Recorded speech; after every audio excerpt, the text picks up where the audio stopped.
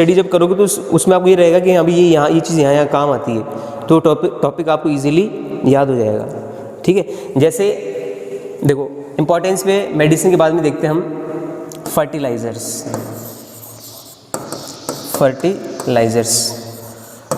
में आपको पता है यूरिया का फॉर्मूला NH2CO NH2।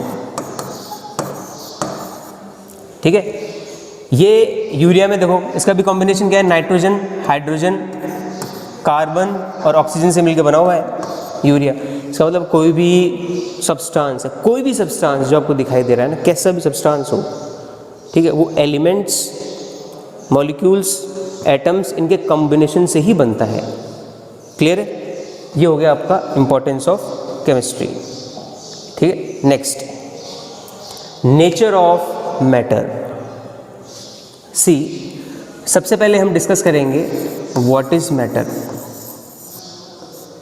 ठीक है, मैटर वो चीज़ होती है जो हमको anything which have mass and occupy space, that is called matter. कोई भी चीज़ हो जिसके पास मास होता है और वो जगह घेरती है, एंड ऑक्यूपाई स्पेस। ठीक है, तो स्पेस को आप कैसे शो कर सकते हो? ये जो टर्म है स्पेस, है ना, स्पेस और वॉल्यूम एक ही चीज़ है। तो डेफिनेशन में जब ये बोलते हो ना कि anything which have mass and occupy volume, तो वो भी सही है। स्पेस का मतलब वॉल्यूम ही हो गया, वो वॉल्यूम कवर करता है वो। ठीक है, इसके बाद मैटर है, ये बना किससे होता है? कोई भी मैटर होता है वो किससे बना होता है? मैटर है वो बना होता है कॉन्स्टिट्यूएंट पार्टिकल से। Matter is made up of constituent particles. ठीक है, मैटर किससे बना होता है? Constituent particles. ये मैंने जनरल टर्म दे दी एक, ये काम की है, ये इंपॉर्टेंट है ना। इसको आप मैटर को ऐसे ही याद रखो कि मैटर है ऐसी कोई भी चीज़ जिसके पास मास है और वो स्पेस या जिसका वॉल्यूम होता है, दैट इज कॉल्ड मैटर। और मैटर है वो कॉन्स्टिट्यूएंट पार्टिकल्स से बनता है। इसका मतलब ये हो गया कॉन्स्टिट्यूएंट पार्टिकल्स के रिपीटिशन से बनता है। ठीक है, एक छोटा सा एग्जांपल है, जैसे हमारी बॉडी है, ह्यूमन बॉडी है, वो सेल्स के रिपीटिशन से बनती है। तो ह्यूमन बॉडी के लिए कॉन्स्टिट्यूएंट पार्टिकल हो गया सेल। ठीक है, जैसे वॉल है, दीवार है वो ब्रिक्स के रिपीटिशन से बनती है। तो दीवार के लिए कॉन्स्टिट्यूएंट पार्टिकल है वो ब्रिक्स हो गया, ईंट हो गया। क्लियर है? इसके बाद अभी जो कॉन्स्टिट्यूएंट पार्टिकल्स है ये क्या क्या हो सकते हैं?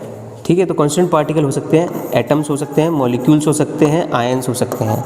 ठीक है, ये चीज़ें आपको याद रखनी है। एटम्स, मॉलिक्यूल्स, आयंस, कंपाउंड्स, ये हो सकता है। ठीक है, क्लियर है? अब इसके बाद देखो state of matter and it's classification, it's important. State of matter, तो मैटर ये वाली टर्म पहले तो याद रहनी चाहिए कि क्या होता है।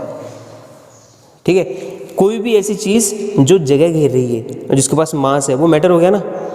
अब उसकी स्टेट क्या होती है? अब वो स्टेट डिसाइड कैसे होगी? वो उस मैटर के कॉन्स्टेंट पार्टिकल में जो डिस्टेंस है उससे डिसाइड होगा। ठीक है, स्टेट ऑफ मैटर कैसे डिसाइड होगी? State of matter is decided by distance between constituent particles.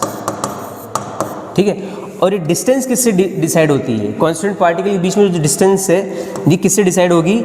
ये हमारे पास में देखो दो पैरामीटर हैं, एक तो इंटरमॉलिक्यूलर फोर्स ऑफ अट्रैक्शन, ठीक है, और दूसरा है ये थर्मल एनर्जी। ठीक है, थर्मल एनर्जी से और इंटरमॉलिक्यूलर फोर्स ऑफ अट्रैक्शन है, इन दोनों को कंपेयर करेंगे। इन दोनों को कंपेयर करके पता लगेगा कि कॉन्स्टेंट पार्टिकल से वो दूर रहेंगे या पास रहेंगे, उससे डिसाइड होगी स्टेट ऑफ मैटर।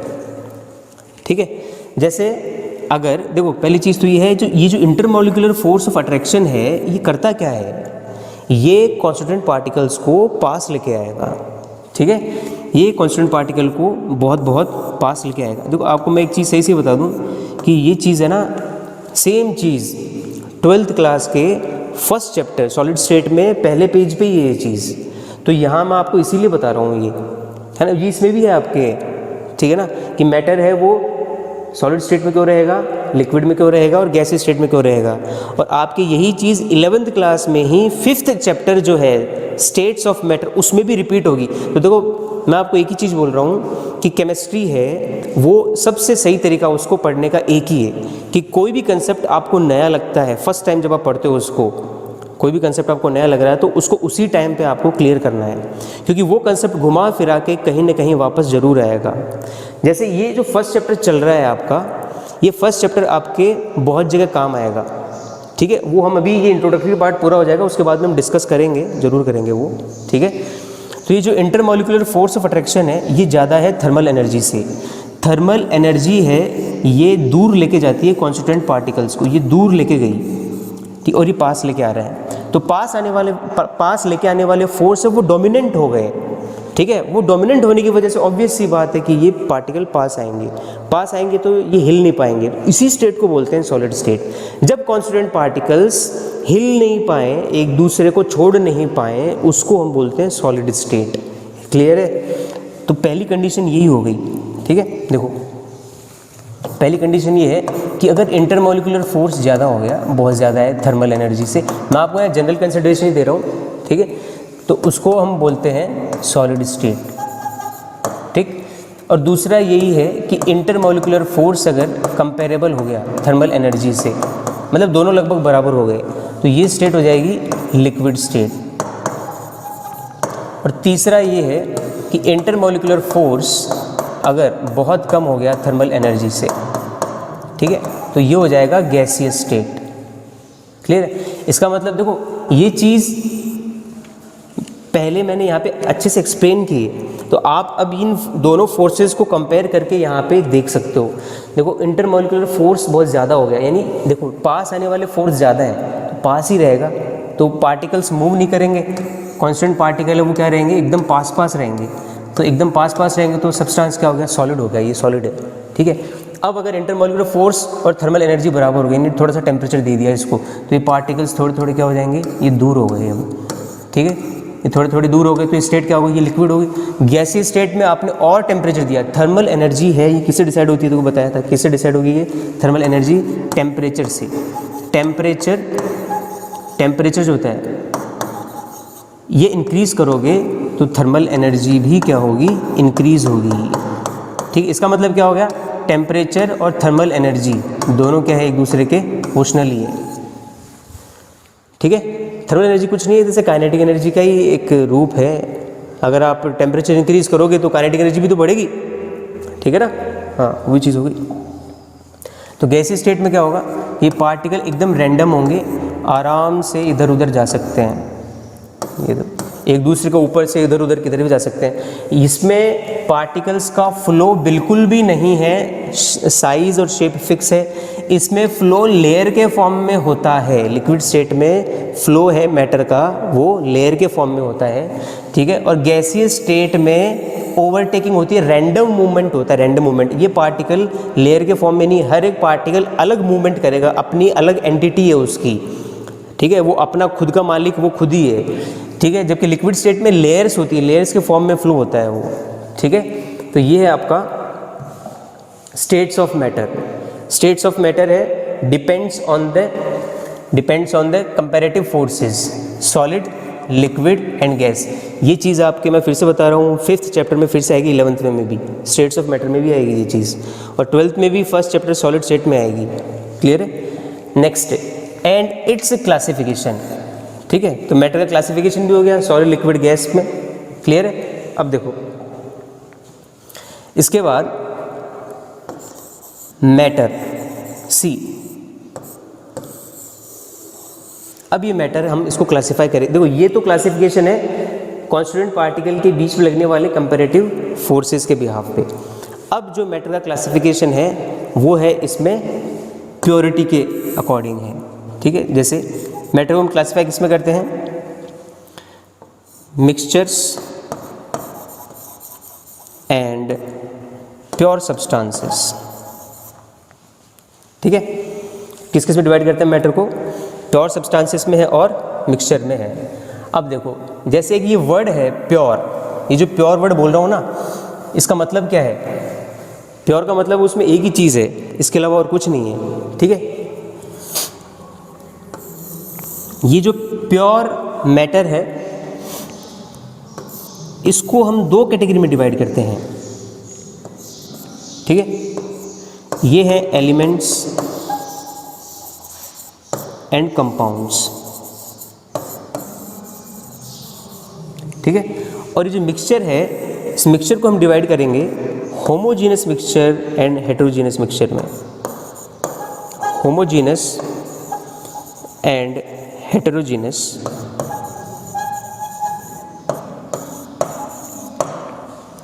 क्लियर है? तो ये चीज़ इंपॉर्टेंट है मिक्सचर। अब देखो अभी ये जो हमारा टॉपिक चल रहा है ये मिक्सचर वाला, ये चीज़ हमारे आएगी 12th क्लास में सेकेंड यूनिट में। किस में आएगी? Unit 2 of 12th class. उसमें मिक्सचर पढ़ेंगे हम, जिसका नाम है सॉल्यूशन। ठीक है, पहले ये वाला पार्ट देख लेते हैं, mixture. Clear? See what is mixture. देखो मिक्सचर, अगर हम बात करें मिक्सचर की, तो मैं यहाँ एक बार फिर से इसको लिख देता हूँ। ठीक है, देखो मिक्सचर है, मिक्सचर दो टाइप के हैं, एक तो होमोजीनस है और दूसरा हेटेरोजीनस है। तो पहले हम यहीं से डिस्कस करते हैं इसको। फर्स्ट, मिक्सचर क्या होता है? मिक्सचर है अगर मेरे पास दो या दो से ज़्यादा प्योर सब्सटेंस, 2 और मोर देन 2 प्योर सब्सटेंस अगर कंबाइन होते हैं तो उसको हम क्या बोलते हैं? उसको बोलेंगे मिक्सचर। मिक्सचर में कम से कम 2 प्योर सब्सटेंस तो होना बहुत ज़रूरी है, कम से कम 2 प्योर सब्सटेंस। अब आप बोलोगे प्योर क्या होता है? प्योर है जिसमें same type of constituent particle हों, same type of constituent particle होते हैं, उसको बोलते हैं pure matter. Same type of constituent particles, जैसे एलिमेंट और कंपाउंड है।